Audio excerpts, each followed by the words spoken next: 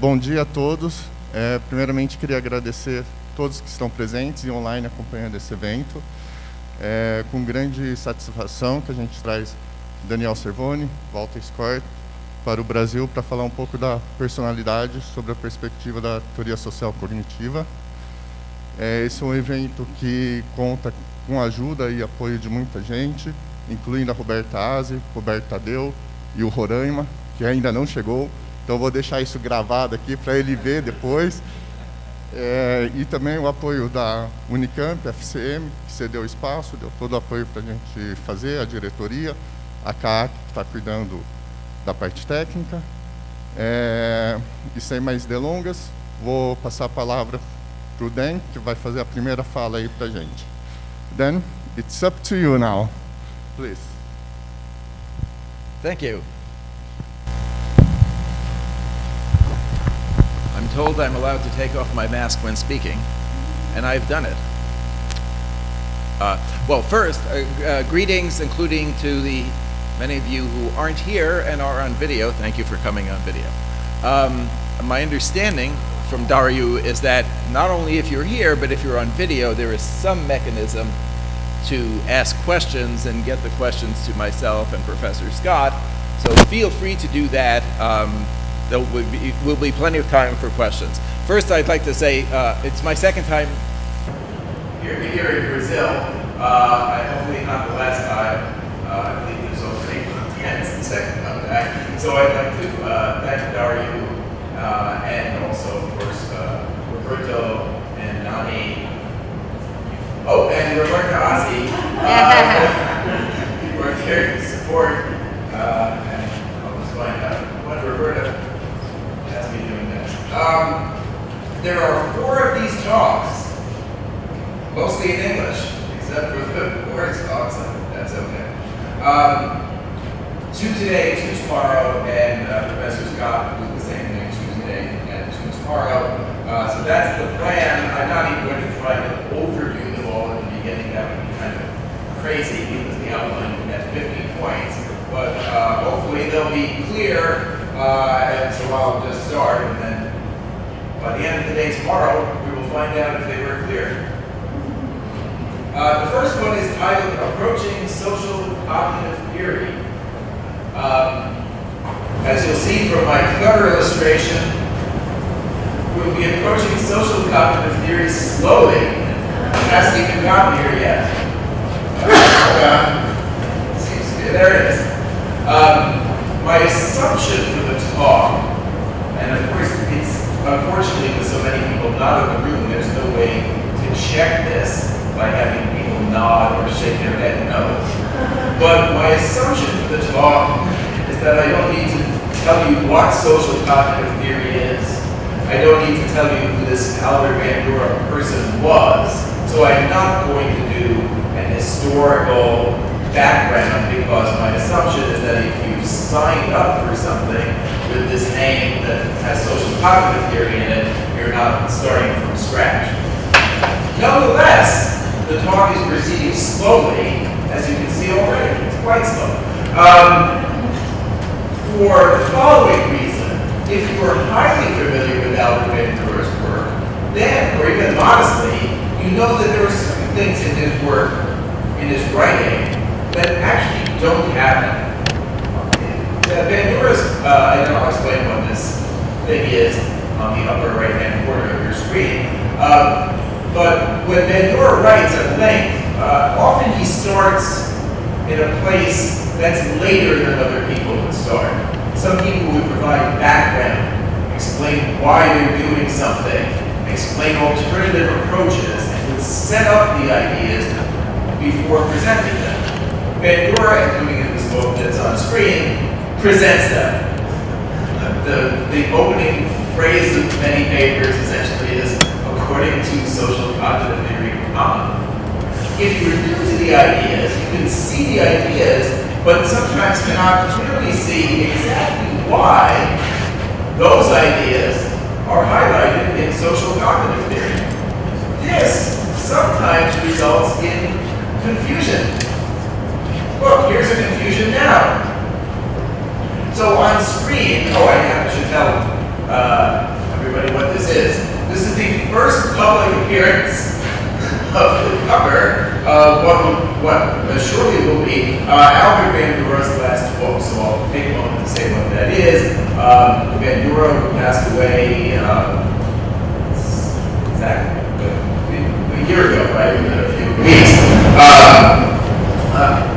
was writing, but was, for the obvious reason, unable to finish his last book. The Bandura family asked me to pick up pieces of paper, literally, and finish off the book. It was straightforward to do that because Professor Bandura had outlined the entirety of the book. So everything that is in the outline of the book was already in Bandura's notes. It's just happened that some of the writing was not finished, but because Bandura wrote so prolifically, similar writing on the same topic, and simply to modify that to fit in the book, and that's what happened, and that's what gives us this book. The purpose of the book, I'll just say briefly, and then I'll get to the quote, is to present a concise overview of the entirety of social cognitive theory. An odd feature, not just for Bandura, but because of his impact for psychology in general, is that there is previously no available, concise, book-length presentation of social cognitive theory. There's only one seriously up-to-date book-length presentation from 1986. That is so long ago, the book is, for all intents and purposes, out of print or available only for $200 in the US because it's a rare book. And if you get that book, as many of you know, Social Foundations of Thought and Action, the book is of such length that you have to have, a half a year of the book to work slowly through the book. Bandura wisely decided for his last book to write a concise summary of what he had been doing essentially since, let's say, 1975 or so, when social cognitive theory really starts to become social cognitive theory. And he, of course, was well aware that no such single volume overview was available, so his last book is not a set of reflections on his career. It's not a casual biography. It's the definitive statement of social cognitive theory that happens to have been written at the very end of his life. Within it, there's only one comment in the entire book that's like this. Using an in-out metaphor, Bandura writes within social cognitive theory. He doesn't conceptually step out of it very much to comment on it. From a third-person perspective, he tells you what. But at one point, he suddenly does say that something oddly has gone wrong. What's odd is that he, of course, has spent decades writing about social cognitive theory. This is somebody who is not only the most highly cited psychologist of the last half century, but the most, at the time of his death or prior to it, the most highly cited author of books in the humanities or social sciences, for those of you who don't know that. So you would think that everybody would know precisely what the main point of social cognitive theory was, yet even Bandura realizes that one aspect of his work, one of a dozen, has gotten so much attention that it appears to many people that that's what social cognitive theory is. They appear to conflate the study of self-efficacy beliefs with the entire social cognitive framework. This is a mistake. So the slowness, which is going even more slowly than I had anticipated, the slowness of this presentation is so that by the end of this and the next presentation, at least whoever's listening, now or in the future on YouTube, will not make the same mistake. And I think that's essentially what Bandura was trying to achieve in this book, because he realized that something had become so popular that the rest of the intellectual framework was starting to disappear from the intellectual scene. no, sorry, this is a quick, no, this is the Bandura's biography in the New York Times. It essentially shows that Bandura's quote was correct. If the people here were writing the headline, I doubt anyone would write leading psychologist of aggression. Bandura had not conducted a study on aggression, at least for 40 years. He had written one book on aggression. In 1973, his most highly cited work has nothing to do with aggression. Nonetheless, in our finest of newspapers, at least in the United States, that's the headline he was most known for, which seems odd if you, but I mean, it's a fine study, the Bobo doll study, but that's not the most important thing he did. So just, by the way, for the purpose of these lectures, the major overview of Bandura's social cognitive theory is not this lecture, it's the one that starts in an hour and 10 minutes. It's the second of the lectures. So if you're wondering during this talk, what happened? Where's the part about Bandura? That's lecture 2 for reasons that hopefully will become obvious. That's, in essence, the slowness of this slow approach. The fact that Bandura himself thinks that people weren't properly understanding what he was doing, and note the curiosity, he cited one feature of his work saying that people are focusing only on this, not seeing the whole theory.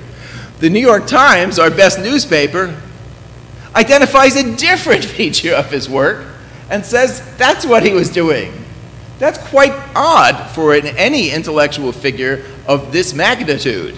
You know, if people asked what was Einstein doing, everybody would have gotten it right. So this raises the question of what it was he actually doing. Here's something. Not long ago, this question was asked in Portuguese. At a convention of people who are expert on this topic, some of whom are in the room and some of whom are in the vast masses in cyberspace. What is it that is the great central legacy of social cognitive theory? A word cloud was computed, probably by somebody sitting right here, to display, of course, in a word cloud, size of font, frequency of response. There were quite a lot of responses. Perhaps it's a theory of learning or human functioning, or these are fine things. I suspect people who gave this answer are sitting right here. Right. But this unusualness is the diversity of this. If you imagine that we were at an evolutionary biology conference and someone said, well, what is Darwinian natural selection a theory of? It would be a silly question. If forced to answer, everyone in unison would say it's a theory of the evolution of species. There wouldn't be any controversy. The word cloud would have one word in the middle. It would say the evolution of species. This word cloud has an uncountably large number of words. So there's something odd, and that's what we're spending quite a lot of time on, I see, trying to get at to start. Some of you may have seen I sent a preliminary paper. I'm sure some people saw this. My apologies that this will now be redundant with that, so there will be no surprises. But one way of asking, what is this thing, is not to look at the parts one at a time, but to step back holistically and ask, why are these parts there in the first place? When the thing was designed, what exactly what did the designer have in mind? And so one example of that, if something has some parts, you can figure out a strategy for figuring out what the thing is not to work one part at a time, but to figure out its purpose. And then, if you figure out its purpose, then the parts become obvious. And if you saw this paper I sent down, this thing is not a bird with a beak turned sideways with a guitar on the side. But once you know what it is, then all the parts become obvious. Oh, that part slices the avocado after it's opened, which means the other part must have been the thing that opened it. And then now the hole in the middle, which of course is completely mysterious when you start, is I guess this works. I've not actually used one of these, but for nostalgic reasons, I should probably get one after this and should have ordered it from Amazon. It apparently takes the pit out of the thing. So now, usually that's applied, of course, to objects. I've actually never seen somebody say this for a theory, because it's rare that a theory of this magnitude has the creator saying that people are mixing up the purpose of the theory. So now we could do this for social cognitive theory. Someone created it. There he is now creating social cognitive theory, or taking one of his breaks in his backyard, growing avocados, surely. So now we can ask, well, what exactly was Albert Bandura doing? This requires the first step then, this is the logic of the talk, to figure out the purpose, and then you know the parts. It's reasonable, of course, to first say what are the parts. For the avocado, we could see the parts. Yeah, that's that slicey part at the bottom, the strange eye in the middle, the bird beak on top. At least we could see the parts. So that means for social cognitive theory, one has to identify the parts just to get going. This is quite easy. It's straightforward. There's no question that at the most abstract level of analysis, if you want to ask what are the two parts, what are the parts, I've given it away already. There's going to be two of them. Everything in social cognitive theory, and if you haven't thought of this already, it's obvious once stated, there's two conceptual parts. One is that there's it's social cognitive theory, so there's an analysis of cognition. There's some set of ideas, one could call them theoretical claims, I guess is a fair thing to say, but obviously they're reasonably correct, about human thinking capacities. And the other is an approach to, in a broad way, an approach to scientific explanation.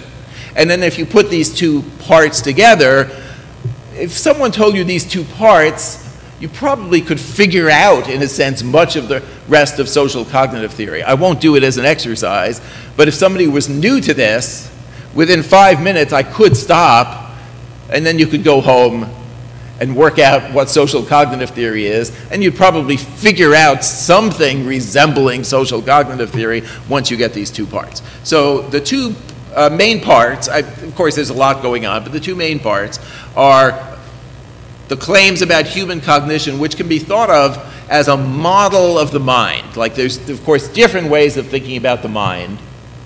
One can think about the mind in a very detailed, sort of more molecular way, which we're not going to do here, but if you were a cognitive scientist and you were thinking about the mind, you would be working at a lower, in a sense, level of analysis. You might imagine a connectionist network of individual nodes, none of which carried any information, but which, as an emergent property of the system, was able to do certain functions. Bandura is not doing that. What he's doing is consistent, I think, strongly consistent with what would occur in cognitive science. He's working, though, at a much higher level of analysis, analyzing human cognitive capabilities. And then the approach to scientific explanation is a particular kind of strategy, and so we'll do these one at a time. We're reverse engineering it, so when we get to the first one, we're simultaneously saying what it is and what it's there for. The first one, the claims about human cognition, are a set of cognitive capabilities. Fundamental human capabilities, I think, is the three-word noun phrase in Bandura's 1986 book.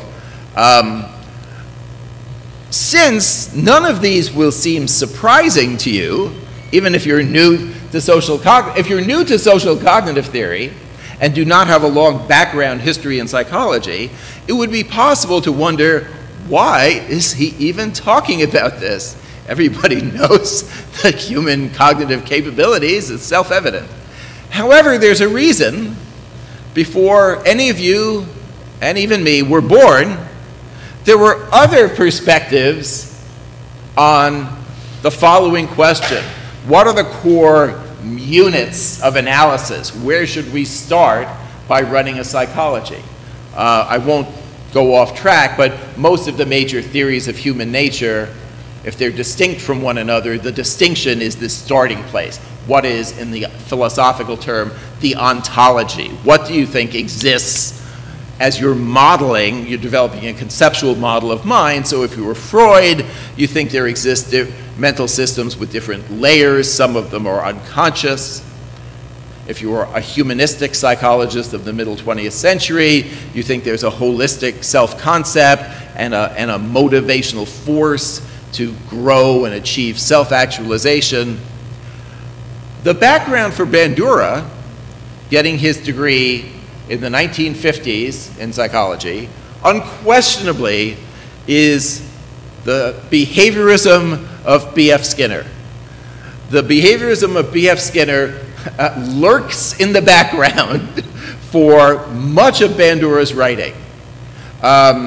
It's hard for the 21st, what century is it, psychologist to even fully appreciate the magnitude of impact of B.F. Skinner's work, but if you don't know this, B.F. Skinner's impact was so large within academic psychology that I've seen course catalogs of the psychology courses in which the courses would look like math courses that had calculus 1, 2, and 3. Everyone would take operant behaviorism, operant conditioning 1, the next semester 2, next semester 3.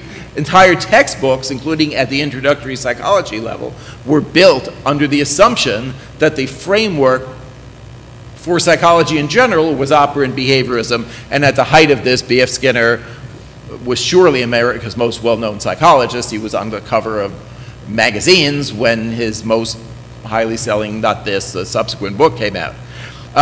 So that's the background, and of course the theoretical conception of Skinner is that one does not have to posit distinctly human cognitive capabilities. That's why Skinner's first book is called, if you don't know this, The Behavior of Organisms.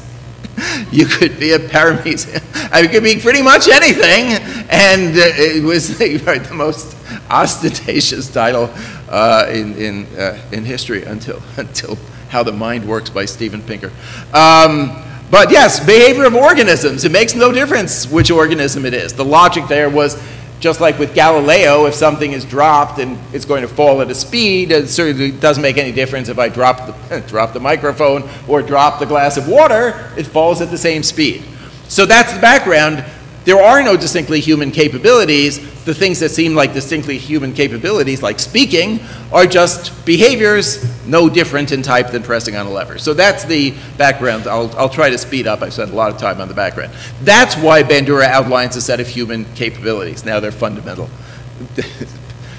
It's a little imprecise. Sometimes they're basic and sometimes they're fundamental, but whatever. Within social, I'm going to do this quickly because this is, of course, the focus of the next lecture. As presented in social cognitive theory in Press, Bandura highlights 4 capabilities, and what he means implicitly is that if you were spending your time studying rats in a box, in a Skinner box, this is the background. The rats in the Skinner box are not asking them, oh, what am I going to do after the experiment is over? They don't engage in forethought. For those of you in cognitive science, though Bandura doesn't say this and use this term, the other organisms are not engaging in mental time travel. They're not, there's, to my knowledge, right there, I'll check the room, there is no evidence that any other organism other than us, the people, are asking questions like, oh, what will I have for lunch tomorrow? Related to that, and it's pretty closely related, is this notion of intentionality, which in fact I've almost mixed up with forethought, which tells us something, which is that people plan courses of action. You could deliberately plan, you know, far ahead of time. Perhaps I'll wear a red tie to keep the audience awake when giving the lecture in 3 weeks. I'm going to skip and then I'll go back. Self-reflection is that people, in social cognitive theory or any philosophical analysis of people would say the distinctive thing about people is that they don't just act in the world, but think about the fact that they acted in the world and reflect on their capabilities, for example, to act in the world, what Bandura calls self-reflection. And then fourth, even though it's third on screen, is something that I'll try to highlight sooner or later, because it's the underplayed part of social cognitive theory. It's the part that Bandura, I'm guessing, has in mind when saying that people mix up social cognitive theory and self-efficacy beliefs. And it's the concept of self-reactions, that people have standards for behavior, evaluate themselves with respect to those standards, that this happens not continuously, but so close to continuously that the word continuously comes to mind. That people are just, oh, that part of the talk went well, oh, no, I'm going off track in small ways. And that the adjustments that are made to behavior are significantly guided by this ongoing flow of positive and negative feeling states or evaluative self-reactions. This is not precisely how he presents these. It's very close. In 1986, in Social Foundations of Thought and Action, he presents them this way. It's a little, not, warning, not everything in social cognitive theory is presented ideally. This is not a Newtonian presentation with a series of formulas that can be derived from one another. Not everything is presented in the most absolutely consistent manner in the theory as a whole, because you may have noticed the previous slide didn't mention psychological modeling. And this one does. Vicarious capability is the ability to, of course, to experience and learn from events that are somebody else's events vicariously.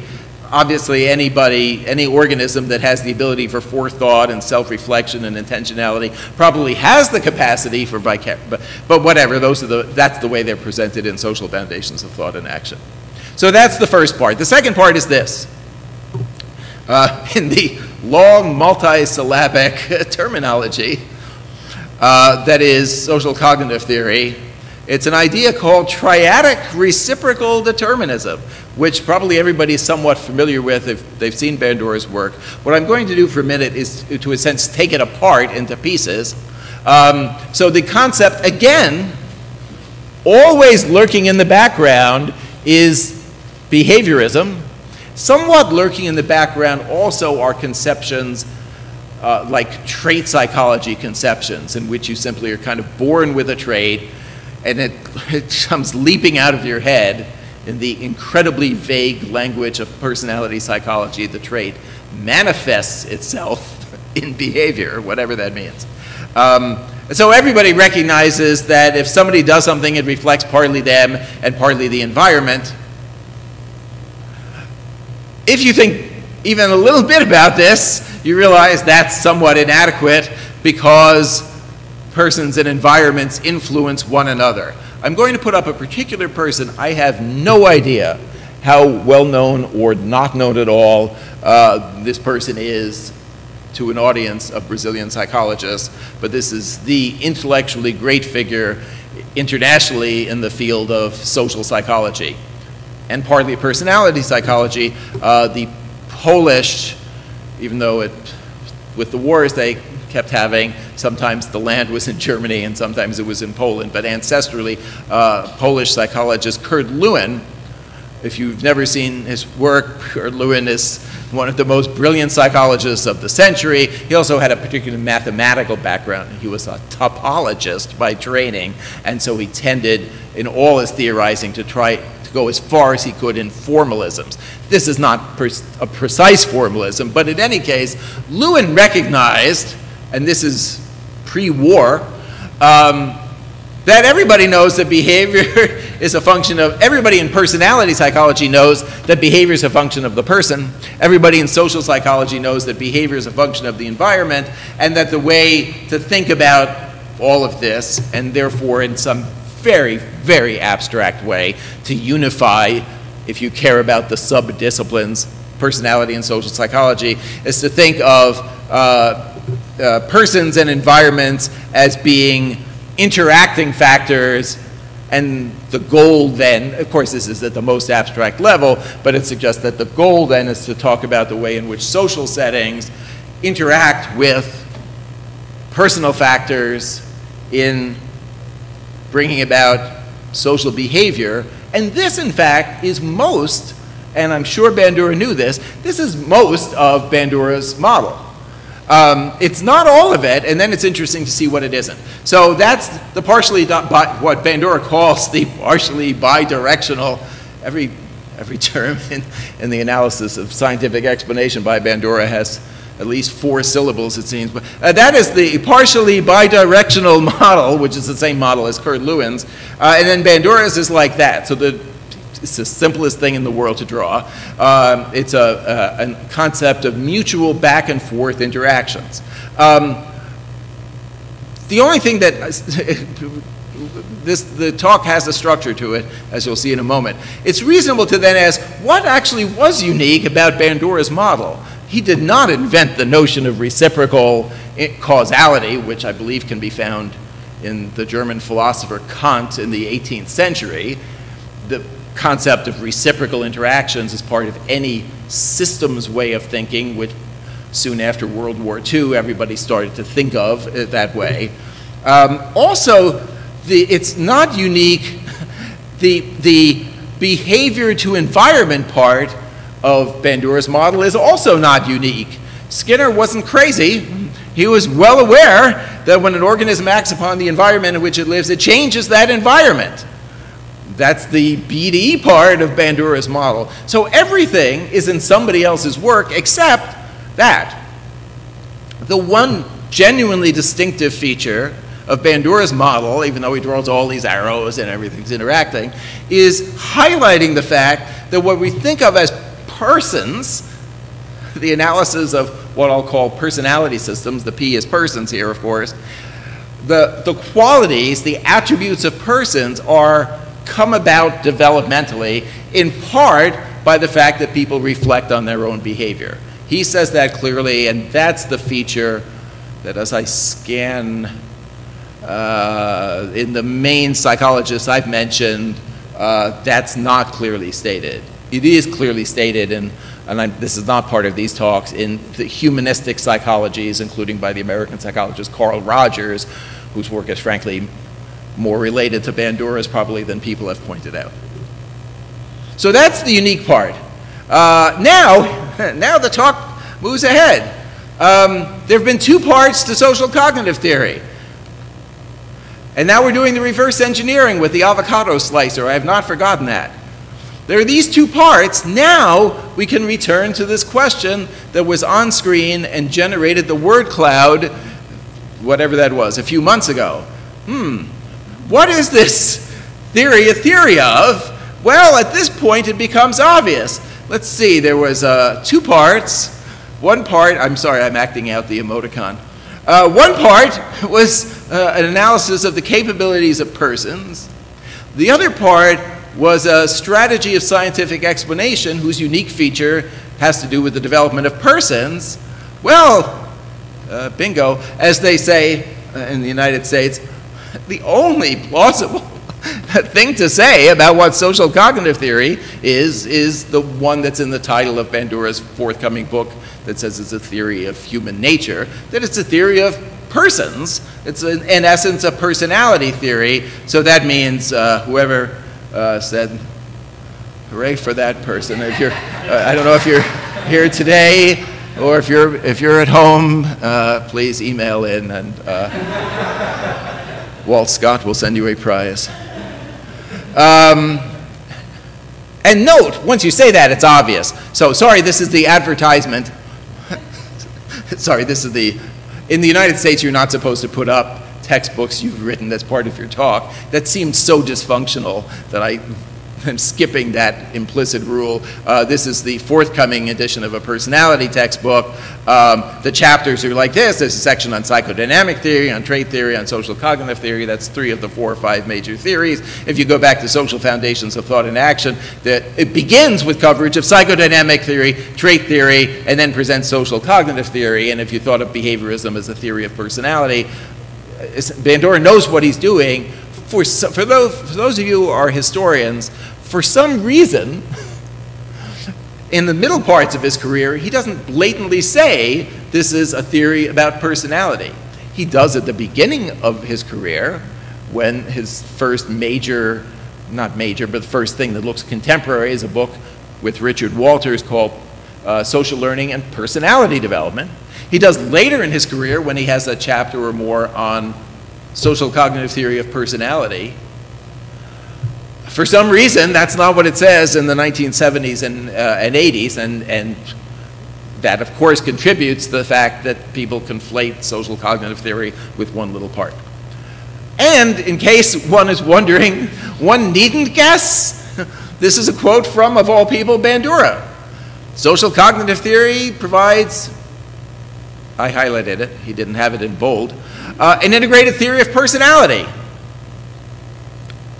that addresses the complexity of human development, adaptation, and change from an agentic perspective. Oh, and then it continues. This appears not to be the only one of these social cognitive theories of personality. Bandura explicitly tells us that somebody else has one of these too. It's Walter Mischel, who valiantly fought the trait war for decades, which is not an overstatement, also provides a theory of personality that, the rest of the sentence means, does the same thing I did. This raises the question, what was Walter Mischel doing? As I know from an earlier trip, unlike an American psychologist who thinks of, I'm sorry, but there is a difference here, who thinks of Bandura and Mischel as essentially doing the same thing, working in parallel, and unlike American psychology where Walter Mischel was about as prominent, he also passed away a couple of years ago, about as prominent a psychologist as there can be, a member of the National Academy of Sciences, the president of every organization one can think of. However, whatever happened, my understanding is that here it's reasonable to ask the question, what was, as our friend ponders, what exactly was Walter Mischel doing? So what I'm going to do for this talk is now to spend more than a couple of minutes explaining what Walter Mischel was doing, and so here it goes. Of course, I won't assume you know this. Walter Mischel was a psychologist who moved, he had been at Colorado and Harvard, then moved to Stanford University and was at Stanford from the mid-1960s until the late 1980s. And in the day-to-day life of the Stanford Psychology Department, Al Bandura's office was over there, and Walter Mischel's was right over here. They were in the same place. My understanding is that they, 3 days a week went to the Stanford swimming pool and hung out with each other. There's one paper, it's surprising there's only one, but there's one paper that's co-authored by them on psychological modeling of standards for performance, if I'm remembering that correctly, in the mid-1960s. So they were working together. It's a slight oddity of their writing that they didn't point out the degree to which they were working together, but we know for sure that they were working together and then returning to their offices and writing their papers independently. Mischel first became known for something that's worth pointing out here because it bears on another topic that you're familiar with if you know the self-efficacy literature, which is, for some reason, people are handing out a generalized self-efficacy scale, like it's a trait. Walter Mischel first became famous, or the word is infamous, I think, when writing something called Personality and Assessment, which is still available. Somehow he had it reprinted, so you can get yourself a copy of Personality and Assessment. The Personality Assessment is a book that has just 2 distinct parts. The second part, and it's very clear, right in the middle of the book it says, now we will move on to something else. The something else is an early version of not quite social cognitive theory. It's still rather Skinnerian behavioristic analysis of social behavior, but one in which, I'll do the first half, which is in some sense more significant, one in which Michel starts to emphasize meaning. What does the person think about the stimulus, not just there's a stimulus, and that becomes the trigger for much of social cognitive theory. The first part is one in which Michel essentially motivated the second part by asking, well, what would happen if we skipped the question of what situations mean to people and simply gave them scores on personality traits? And so Walter Michel reviewed the personality trait literature. Under the assumption that you haven't seen this review, I'll put up some of the standard findings he reviews. Note the reason he's reviewing this. So now, it says personality somewhere up there. I therefore will take a moment to step back into the history of personality psychology. I'm sorry for the bias within the United States. The field of personality psychology did not begin in the United States. Something that looks like a contemporary psychology of personality begins actually in France. So if you know the story of Freud, where Freud at one point goes essentially as a postdoctoral fellow, he goes to Paris, there's already a set of people who are interested in psychological dynamics, the flow of thought, individual differences analyzed in terms of conscious and unconscious processes. That's the actual start of the field. Most Americans think that the field started in 1937 with a textbook by Gordon Allport, a longtime psychologist at Harvard University, who spells out clearly and pretty reasonably in some sense what one is trying to explain. A person has what we call a personality feature if there's some consistency to their behavior. They frequently get into arguments. They usually are calm. They're commonly outgoing across time and, Allport makes clear, across different situations. The different situations are, in this fancy language that's actually a good fancy language, functionally equivalent. If you're extremely outgoing, then lots of settings in which there's some people around are ones in which you engage in some friendly, outgoing behavior. Even if you're not consciously thinking of it, maybe you are, maybe you aren't, those are situations that are functionally equivalent for you. If you're experiencing social anxiety, lots of different situations that to other people seem just like interesting situations, to you are anxiety-provoking, and you think of ways of getting out of them. The language, unfortunately, that Allport uses for this is merely the language of personality traits. The downfall of the shortcoming, pardon me, Mr. Allport, of Allport's work is that there's no analysis of the psychological dynamics of what the traits are, but there's just traits. So the traits, implicitly by Allport, get the meaning associated with them is what people tend to do, their average tendencies. Once these situations are equivalent and guide consistent forms of behavior, then of course your task is to see what people consistently do. So what Michel does is to say, okay, if that's the definition of personality, what does the data look like? What are the consistencies that might have us engage in a trait psychology? And then these are the famous ancient studies. So even in 1968, Michel is able to review sophisticated, large-scale studies with large sample sizes and well-done statistical analyses, or databases that are still available and people can reanalyze the database. I'll assume you've not seen this, but the most famous old one was done by two psychologists, I believe, at the Education School at Harvard University in the 1920s. They must have gotten a grant to run a large-scale study. The concept, what they wanted to do was to study, I believe with a psychodynamic background, character, virtuous behavior.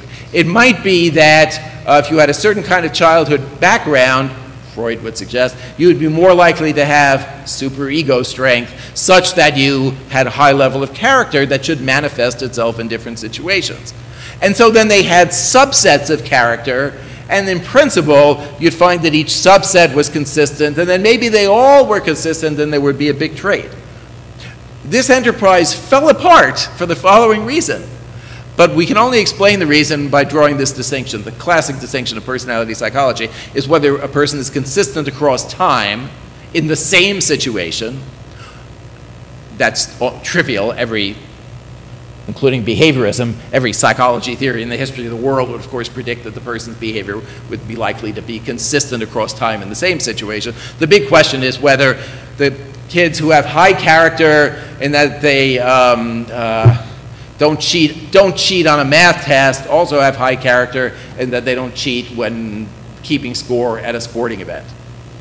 What Hartshorne may do is, with their grant, get a bunch of research assistants to actually observe a set of children live and in action. They're observing their actual behavior, and they find this.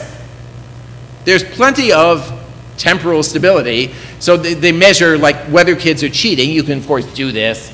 There's various things in the classroom. Kids are asked to add up their own score and then tell the teacher what their score was on a test, and then the kids go outside and play a game, and the researcher looks at the test and see if the kid adjusted his or her score. If you tended to cheat on a particular test in the first week of class, you tend to cheat 2 or 3 weeks later. If you tend to cheat keeping score in a baseball game, or whatever they were playing in the 1920s, I guess they had baseball then, you tended to cheat a month later, but then this is the finding. The correlations from one situation to another are remarkably low. If you think of these as variance explained, the consistency is only like 10% of the variance. Like 90% of it is unexplained. The kids who cheat on a math test are actually not particularly likely to cheat on a spelling test. Those are the first 2 circles. And you can barely predict from cheating on a spelling test if they're cheating on playground games. The correlations are 0.2 or 0.3. So low that it's not clear. In other words, they wanted to study the development of a trait, but it wasn't clear there was any trait to study in the first place. And this goes on and on. Michel points out that this is part of Bandura's work. Bandura's earliest work, when he was interviewing parents of children who were aggressive, essentially shows qualitatively in part that parents who punish aggression in the home but model aggressive behavior, encourage it in their sons, produce boys who weren't aggressive at home but are aggressive at school. If you look back at Bandura's work, there's no evidence that there's consistent trait-like aggression. Then there's other studies like this that are reviewed at a remarkably clever paper by the psychologist Darrell Bem. Again, 1929, apparently a big year for these studies, keeps records at a summer camp, observing kids at a summer camp, and tries to see if their personality is consistent from one situation to another, and finds for a variety of, for any given trait like outgoing, aggressive, the average correlation is 0.14, which doesn't, and I'll explain why, doesn't differ from chance. It doesn't differ from chance because if you're like sick and sitting in the cabin while the other kids are playing, you're still part of the data set. So partly some of the numbers are just an activity dimension. So if some of the kids missed a day, they're outliers. And so by chance, if you just scramble things together, the correlation's about 0.1. Another study, 300 college students, thousands of observations, studying conscientious behavior, 0.19. Some people show up on time for class, but they're late for Vesper services, and vice versa. This is the study of probably the most significant Bandura previous figure, the developmental psychologist Robert Sears, who was at Stanford when, sorry for the quality of the numbers, when Bandura got there. It's measures of dependency. Well, maybe some children are dependent. They try to get attention from others. They seek reassurance. They want a lot of touching and holding. But Sears can't find any. He can hardly find any children at all who are consistently dependent in the first place. Some of the correlations approach 0. Some are negative.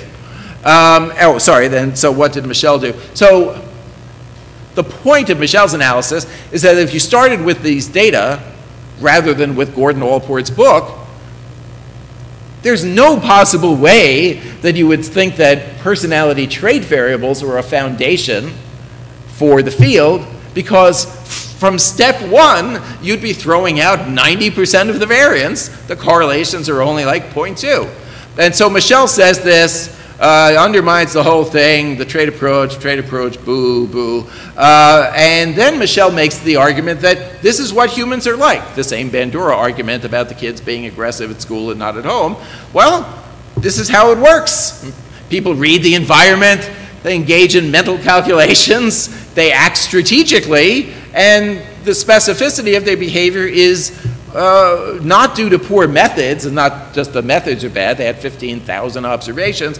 It demonstrates that people are strategic and are able to vary their thoughts, feelings, and emotions to fit the situation. And therefore, Michel realizes that, as Bandura did at the same time, you have to account for this. You can't just lump a bunch of traits in people's head. We already know it's not going to work. Thus, why is there a generalized self-efficacy measure? And you need some kind of contextualized thinking process theory. This then sets off what Bandura calls the trait war. Sorry, I had this sitting around. This perfectly characterizes it. This is what it was like in American personality psychology in the 1970s and 80s. The first time I ever attended a convention, there was a debate, meaning the word argument debate, with Michel and somebody else, and it was genuinely a debate. I mean, it was a very unfriendly hour, entertaining to see from the audience. And then Michel does something else, and he does it quite quickly. He writes this book, and he, like Bandura, realizes that people may have misinterpreted the book because they became so angry at the first half that they stopped reading. It looked like Michel was making an argument that there shouldn't be a personality psychology, but of course he wasn't doing that. He was making, frankly, the same argument Freud would have made if Freud had come back and looked at these data. There should be a personality psychology that isn't grounded on trait variables. And so he proposes something else in what stands as Michel's, well, he's no longer here, of course, what is clearly Michel's greatest paper. And Michel's paper anticipates a lot of the rest of personality psychology in this thinking dynamics way, written in 1973, where Michel proposes an alternative set of variables. Well, the trait variables don't work. There's already a big five. The big five existed in 1959. So there's already a big five. It's a strange oddity here that he proposes 5 variables. Bandura proposed 5 variables in social foundations of thought and action. I think we're learning something about short-term memory or something. It can't really be the case that there are 5 personality variables, but we don't know what they are. But that's what keeps happening. And his variables are entirely cognitive, a sort of mental skills, kind of cognitive, social intelligence kind of variable. A categories variable that he calls encoding strategies, which isn't the best term, but that's the term people used in the 1970s. An expectancy, like people are thinking about the future. They have forethought. They're imagining futures, thinking about them. Values, people care about some things and don't care about others. And self-regulation. Michel had already started his famous line of research, which I will not be discussing, that's called the marshmallow test, which is about self-control, and realizes that central to any social cognitive theory of personality is self-control and self-regulation. I'll do this quickly and then get to some actual data. We started later than the original start time, so I'll assume my start time is the start time.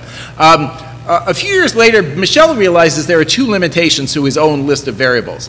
One is that they have no feelings to them. You know, you could be a kind of a zombie and do emotionless. Well, you couldn't be a zombie precisely and do this planning, but you could be a Dr. Spock figure from Star Trek who's emotionless, relatively speaking, and do this. And secondly, developing these independent lists of variables does not align with what we call systems thinking.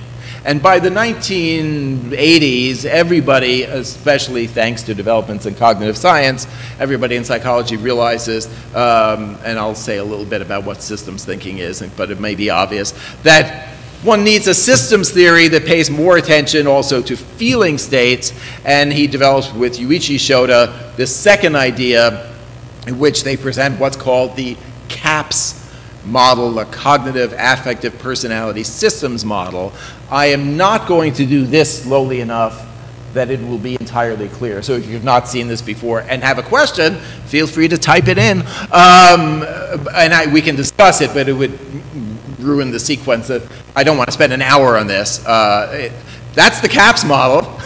It's a tad abstract, as the authors are extremely well aware.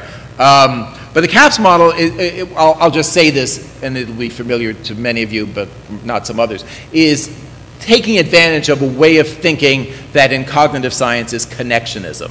So by the 90s, by the 1980s, the original cognitive psychology that looked like a computer program with a flow chart confronted the issue that if there's a box in a flow chart that says mother and then has Mary, her name, there's not going to be anything in the brain that's like a neuron that says Mary on it. That the nature of brain systems is not corresponding to symbol systems, and the quite remarkable work, especially of David Rumelhart and Jay McClelland in the late 1980s, essentially creates an alternative way of thinking in which a system can act intelligently without representing in its head the symbols that are used. Essentially, it acts intelligently by having in these systems large numbers of interconnections that recognize inputs, that spit out outputs, and that adjust themselves if they're making mistakes. That's, in an abstract way, the nature of the connectionist model. They suggest that too. They suggest that, well, you could identify a set of, maybe the ones Michelle had up previously, a set of cognitive variables that are activated by situations, so they're social cognitive variables, and that certain situations trigger whole patterns of thinking that produce behavior, and that's the CAPS model. And in the abstract, the notion is that there's features of situations. There's the, oh, maybe I'll point now. There's the, there it is, there's the CAPS thing. People do things, I'll say what that is. People observe them and make social judgments about that person. And then somewhere, as they say, a miracle occurs. And then somehow there's some genetic background too, and we'll account for that some other day. That's the hard part. So the behavior the person does is observed, and then note it has one of these arrows that goes back in the other direction that feed back to the person and the situation. Now the point is this. If you ask this question, it's hard to identify any differences, frankly. Bandura had a model of causal processes that had, oh, sorry, I was missing two arrows. I'm going to be fired. Missing two arrows. That was reciprocal, and Michelle and Shota had a model that explicitly is reciprocal. Bandura had a set of personal capabilities. Michelle had a set of person variables, all of which are obviously cognitive capabilities. This is a quick warning. Both of these models are terribly inadequate once you think about them, but we won't think about that fact until tomorrow. But if you ask, hey, how did they differ? It's really hard to do. The internet is filled with these emoticons. It's hard to identify any differences at all. At the abstract level, the theories are complete. I mean, they're the same. They are different emphases, so one can ask what was unique about Michelle's contribution, and the unique parts, and I guess I will do this quite quickly because it probably is obvious. One is to think about a system. A classic example of a system is that if you keep looking at the Necker cube, it will flip. If you ask, well, why is the Necker cube flipping? It's not possible that over the course of evolution, there was a mental system that evolved so that you could flip a Necker cube. Makes no sense at all. So there can't be. What there can be is a perceptual system that has layers of neurons that interpret inputs, and if you draw the input exactly the right way, there are two interpretations that are sensible in a complex systems way that, you know, reach, if you want to think this way, like attractor states. And because the system is dynamic, it flips from one attractor state to another, and so it flips. But no one would say there was a flipper. That makes no sense. Nothing could be in your head designed to flip Necker cubes in the course of human evolution. I don't believe they had any. And so in the language of this, the flipping is an emergent property of the system. Also note, as Michel realizes, if you asked where are the sides of the Necker cube on average, it's a terrible question. Well, sometimes, I just flipped when I looked from here to here, completely confused. Sometimes one square is in the front, sometimes it's in the back. To say that on average it's in the middle is silly. It's never in the middle, it's always in the front or the back. For complex systems, the average hardly makes sense, which then Michel realizes that means perhaps we should have something else.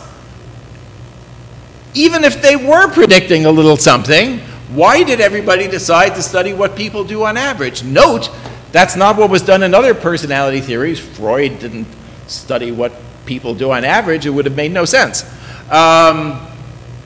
I'll get back to that. Then why study the average? And then what Michel and Cho to do fairly cleverly, warning, there's another limitation, but we'll get to that tomorrow, is to suggest a different measure of personality dispositions. Not a measure of what people do on average, but what they call a profile, or specifically what they call an if-then profile. Well, if the person is with strangers, then they tend to be shy. If they're with close friends, then they tend to be extroverted. If they're at a large party, then they tend to be shy. If they're with their family, they tend to be extroverted. You could compute their average, but why would you do that? You would throw out most of the information about the person. So Michel, to his frustration, this, what he thought would become common knowledge in psychology, it didn't exactly happen, and we still have a trait approach. It's baffling, not because the traits don't exist, but because much of the action in persons has nothing to do with the trait variables, which are averages. And then the point, of course, is that some other person could come along and have the same average, but that person could be extroverted with strangers and introverted with close friends and extroverted at a large party, but shy with their family. But if you compute the average, these two people, who obviously are different, look the same. Why would you throw out all this information? So that's the idea. And then I'll just do this very quickly. Michel has real data on this. The data comes from a summer camp. In the summer camp, coincidentally the same as one of those studies from the 1930s, there's teams of people who, this was actually begun not by Michel, but by a psychologist who spent his career at Brown University, Jack Wright, who has data with multiple observers, the camp counselors, observing multiple children in multiple situations, but the situations are kind of constrained. The kids every day go to lunch, toast marshmallows, row a boat across the lake, and so you can observe their behavior multiple times in the same situation. Oh, look, there they are now, actual human children. There are two results. One, the second one is the if-then profile method. One is that even if the kids differ, in lots of situations, they don't differ at all. The only way to see, it's kind of like the logic of an intelligence test. If you ask everybody to add 1 plus 5 and then to add 6 minus 2, well, that's not add. If the questions are too easy, you don't observe the individual difference. You observe the individual difference only in the challenging situations. The challenging situations are things like the kids are online to get dessert. There may not be enough desserts, and then that's when they start, you know, hitting each other over the head with, to get the dessert.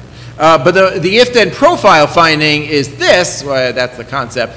They studied the same child more than once in the same situation. The other advantage of summer camp is it lasts a few weeks. So they can observe a kid across these 5 situations and measure. What they're doing is that the kids start arguing verbal aggression, the solid line. The dashed line is the same kid in the same situations 2 weeks later, and they compute, they ask the empirical question, will the lines look the same? If the line, note, the point of the profile analyses is that they might be a mistake. The variations could be error. They could literally be statistical error. But if there was statistical error, they wouldn't be the same shape at 2 different times. There would be no profile stability. They commonly report 0.89 is unusually high, but they report highly significant profile stability. And so once you do that, maybe I'll skip my example and come back to it on another day. It's a great example. We're skipping it. Look at that. Great. Tremendous. That was mine. I'll skip that because I am taking a bit of time. And I'll go to a question from the audience. Yes, someone has asked a question. So I will return to the spirit of Michel's, to wrap that up, the spirit of Michel's analysis as of the 60s was, I'll do it the way Walter Michel would, who in their right mind would adopt a trait theory approach, because we already know 80–90% of the variance is not going to be accounted for in people's behavior. What we need is some alternative that's contextualized, and also the word that was on screen briefly that I moved past to keep on track, that's idiographic, that pays attention to an individual person, because one individual person might differ quite a bit from another individual person. And then this shifts the whole analysis away from variables and constructs to persons. And so many of Michel's late career papers have titles like Toward a Cumulative Science of Persons, attempting to focus on an individual level, and we can get back to that. That's now become, in personality psychology, a major emphasis in the field. In some sense, it's worked in personality psychology. I once sent an email to a colleague with a bunch of papers like this calling for idiographic analyses. My entire text was, everyone agrees with us, what are we going to do now? Because Michel's arguments in particular, and Bandura's too, always, there was an other who disagreed, the idiot other people, but the other people are starting to agree in personality psychology now. Someone who I do not know, because the question was sent to Dariu, asked this. Oh, are there any points of convergence between these approaches and the Big Five factor approach? I'll assume people have heard of this. The Big Five factors suggest that there are 5 universal personality traits, and they should be the centerpiece of personality, and they have names like neuroticism, extroversion, conscientiousness, agreeableness, and something called openness to experience. My joke version of the answer is no. Next question. But the serious answer, since somebody asked it, and of course you might be sitting here now, or you're out there, is that it depends on what one thinks of as the ontology of the Big Five factors. This is the complete ambiguity. I once saw somebody get a career award, Louis Goldberg of the University of Oregon, a career award for all his contributions to the study of the Big Five factors. And he literally got up and said, accepting his reward, the Big Five factors, what are they? I have no idea. Then he took his plaque and sat down. Sam Weiner was there with me. We were both right colleagues. Well, very honest. One possibility is that the Big Five factors could be interpreted as merely one way to summarize what people do. This is not unreasonable. If conscientiousness is a summary of conscientious behavior, and if you have a company and 1,000 people apply for the job, you might as well screen out the people with the worst conscientiousness scores, because they're probably going to show up late for work more often than the people who are in the middle. So if it was a screening device, akin to simply asking people, how are you feeling, sick or healthy? Well, you might look at the people who say they're sick and then do something else. It's obviously there's something to the scales. So if that's your interpretation, then it's fine. Then in the logic, which happens to be clearer in Michel's stuff because he spells this out than Bandura's, well, there's an observer out there. Maybe the observer is thinking in terms of these factors. The second possibility is that the factors are core personality descriptions. The only way to describe personality is to use these factors, but that just can't be, because we've already shown that people have variations in behavior across situations. So if you like interpretation B, there's no question, and I think everybody back up in US of A personality psychology now knows this. If you go with interpretation B, you're deciding to throw out at least 4/5 or more of the information about a person, and that hardly makes sense. C asks this question, well, Mr. or Ms. social cognitive theorist, how do you explain the fact that there are these 5 universal factors in the first place? I suspect some of you in the room know the answer to this, which is that they aren't universal. I'll do this quickly. Here's a paper by people who many of whom used to study the most of whom used to do research on the five-factor model. They conducted a study, I can't recall, but this is a multiple languages study. I almost use my pointer to point at my own screen. It doesn't work. This is, somebody's in the Czech Republic, somebody's in Italy, somebody's in Germany, because, of course, there's data sets and language from each of the representative languages. They can't get five factors. This is as of 12 years ago. Here's a study that's very recent. I think it's last year. Again, people used to study the five-factor model, including Sam Gosling, who used to write papers, I don't know what he thinks now, suggesting, is he here? In one of the most absurdist blunders in history, that you could replicate the five-factor model in animals. Dogs, cats, literally octopuses. Of course, if that's the case, that means the five-factor model does not pick up on any unique features of persons. I don't know what. Anyway, they stopped writing that because they somehow got a grant to run survey studies on the Big Five in some other countries that aren't weird, if you don't know that acronym. Weird means Western, highly educated, industrialized world, democracies where a lot of people are rich by world standards. Almost all of the Big Five data sets in the 20th century and early 21st came from weird populations. So they go, the simplest test for the Big Five is that you would simply replicate the factor structure. If there's 3 extroversion items in the USA, they should be extroversion items in Mozambique. If there's 3 conscientiousness items, even putting aside the harder question like, do you predict anything? Putting aside the even harder question, what happens if you go indigenously to the culture and see if the factors arise, they ask the easiest conceivable question. They translate, I guess it's 15 Big Five items into the other languages and simply ask if they load on the right factors. That's the USA data. Obviously, all the factors load in the USA. That's the other countries. Note, in Colombia, there are 3 items that go together.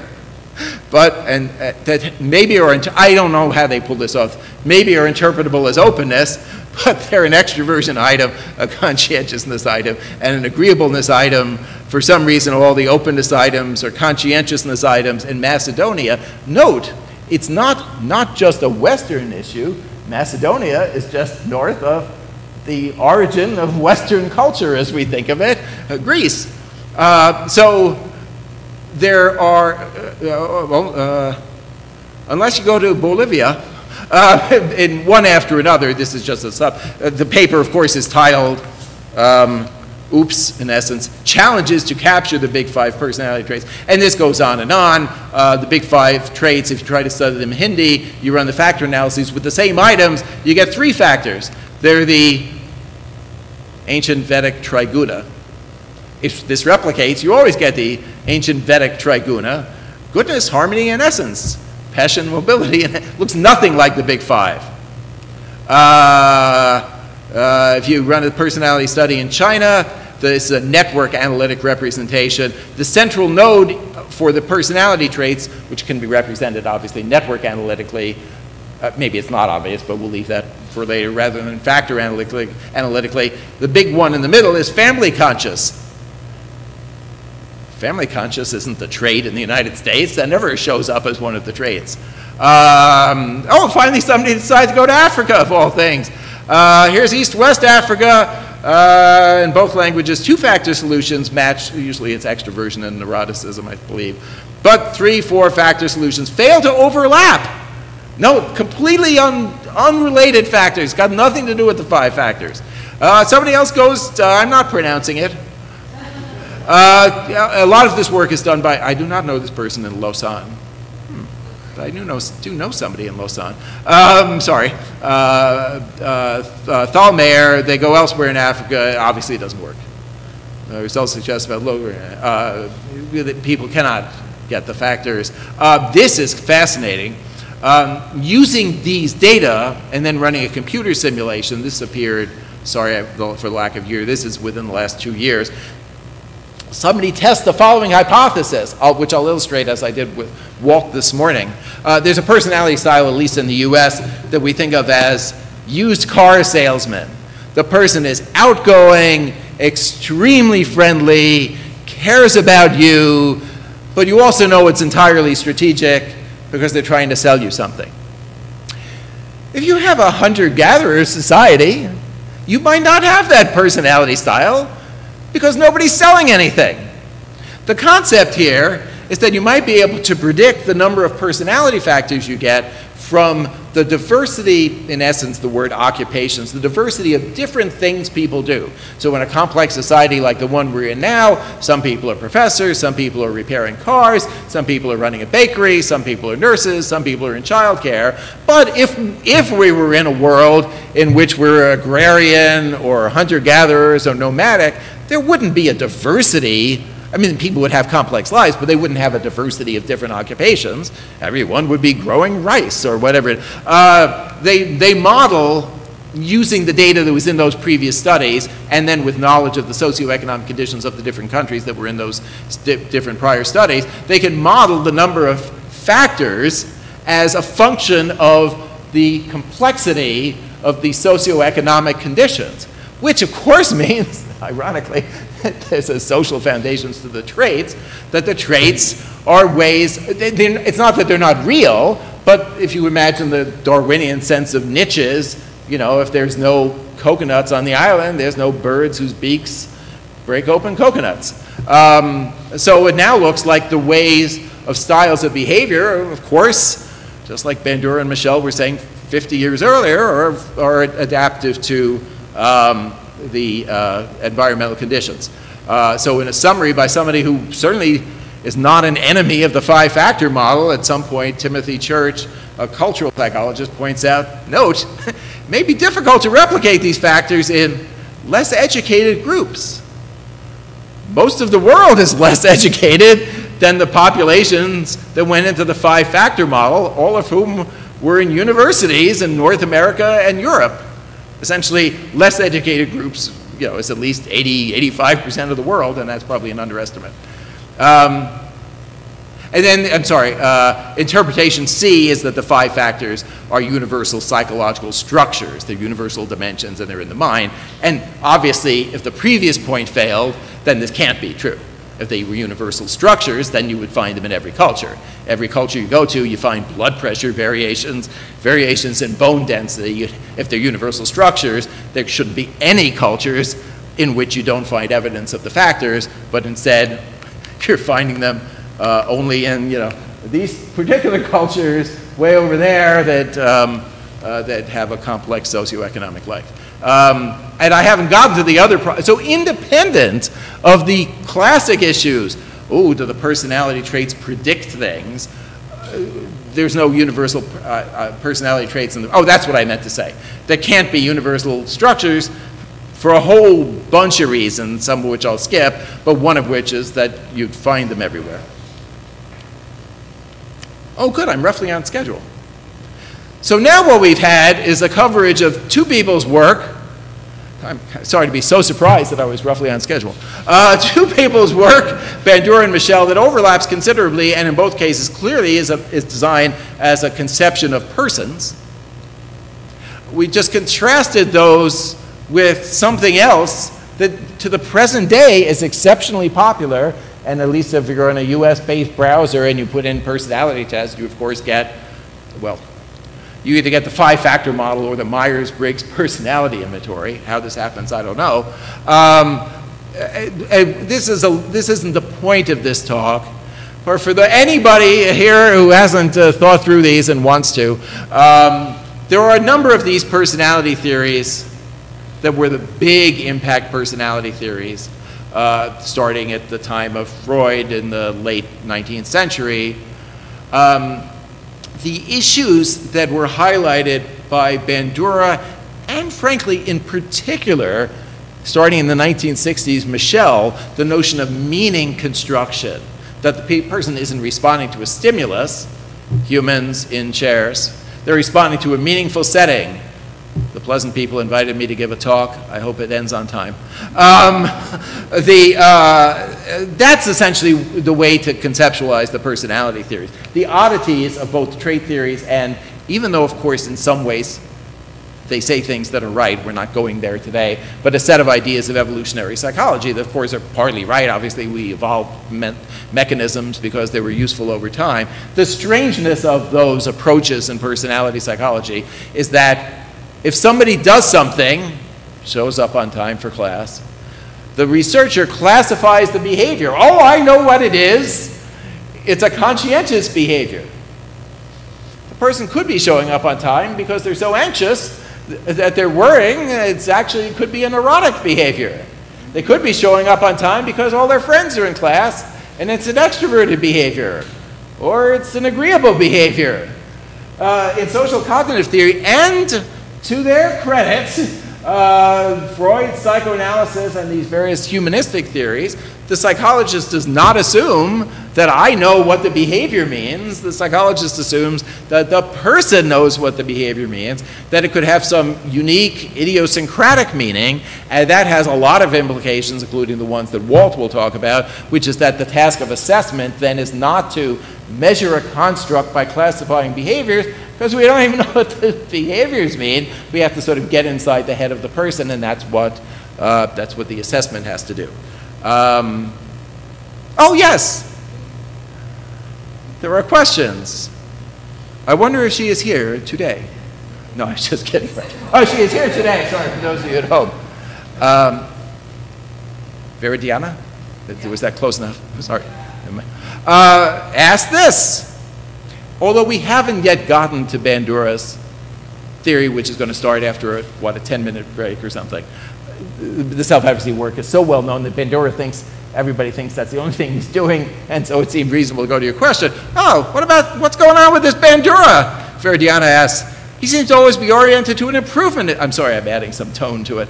He's always oriented to an improvement in behavior. When he presents his own example, life path started from some town in Canada, and now I'm Albert Bandura.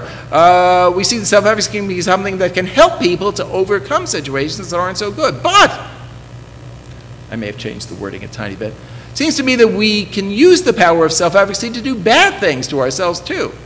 Self-sabotage, repeating behaviors that lead us to bad situations because we're in essence, overconfident. The room is full of people who are familiar with Bandura's work. As I read it, that's exactly correct. That's precisely correct. The self-efficacy, even though, sorry, we've even got shirts, have a power of self-efficacy on it. The self-efficacy, unlike the other components, the self-efficacy component of social cognitive theory is essentially value-free. It's perfectly possible to be a high self-efficacy fascist leader, and that's not morally good. But right, the self-efficacy, you're correct. It does look like that in Bandura's writing because in some sense he's kind of a humanistic optimist and uses those examples and therefore does not point out that fascist leader so-and-so, thanks to his great self-efficacy, was able to conquer the lands of Poland. But that's right. Also, as he does point out, Bandura, you could have a high sense of self-efficacy for all the tasks of your job that you don't like. It's not an inherently fulfilling thing. I could have some, I could be stuck, I don't want to pick out a bad job, but if you just imagine some bad job, I don't want to insult anybody's profession. But if you imagine some job that we think of as bad, you could have a perfectly high sense of self-efficacy for all, professor. You could have a perfectly high sense of self-efficacy for all the tasks, but you really want to be a basketball player or an entrepreneur or something else and could be bored with your job, but that's not what the self-efficacy component is inherently about. There are predictions that of course are reasonable, that in a number, but they have to be delimited, that in certain cases interest is a function of self-efficacy. But that's really kind of like when there's growth of skills in a task. But once you've developed the skills and been doing the same task for 5 years, interest and enjoyment is going to be something, right? So yes, There's no inherent good, but Bandura would say that too, and that's why, as we'll see in the talk we'll all see soon, there's an entirely separate component, the social cognitive theory analysis of moral behavior, that has little, even though there are papers on moral agency, that essentially is a separate world in social cognitive theory. There's a very distinct, separate analysis of moral and ethical behavior that fundamentally is grounded in a different component, a different aspect of social cognitive theory, the world of evaluative standards, which you stick to, or sometimes, as Bandura puts it, disengage. So yes, that's right, but that's not a comment negatively on social cognitive theory, any more than if somebody had an analysis of human anatomy, and one part was talking about bone structure, I'm sorry, and somebody said, well, how is this going to explain smoking and cancer? Well, that's not the part that's going to explain, the other part is going to, so yes, some other part will address these actions, but right, you're exactly right. There's a tone of the writing that isn't the same as the cold substance. That's perfectly reasonable. It makes the self-efficacy work, frankly, somewhat inspirational. But technically, I'm sure Bandura knows this too, just new, sorry. Right, this is an analysis of reflections on capabilities for action with no guarantee that it's not in any way delimited to the actions that are morally and ethically good. I believe that was the first of the the lectures. If you're at home, there's going to be a break, and then we'll come back soon. Quite soon, actually, soonest I've ever had for lecture 2, following lecture 1. Thank you for your attendance at lecture 1, and enjoy your trip home today.